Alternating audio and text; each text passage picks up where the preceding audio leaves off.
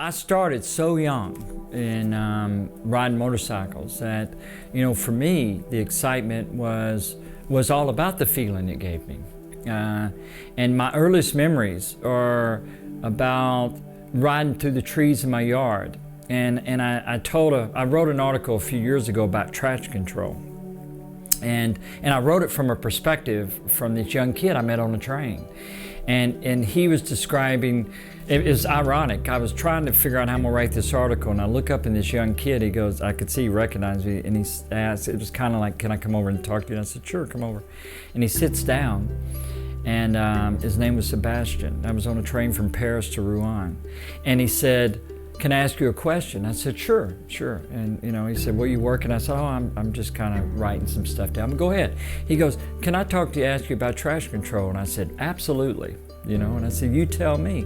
And so he told me the story about the modern bikes. And he talked about it from the standpoint of there's nothing wrong with it, but he didn't want anything to interfere with the feeling he gets from riding. And that is the best thing about riding a motorcycle. So when I think about riding as a kid, it's the sensation. It's the fact of how I would tell if the ground was wet or my traction control was I had to pay attention so much that as the leaves would fall at speed, is I could see if they were discolored or not. If they were a little darker, they were wet. If they were a little lighter, they were dry, as I was telling Sebastian on the train.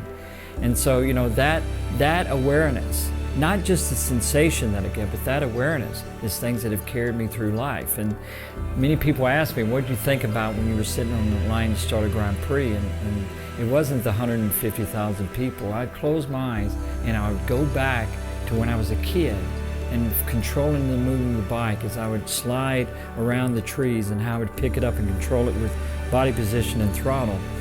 And that's all about sensation and all about the feeling it would give me. And it's priceless.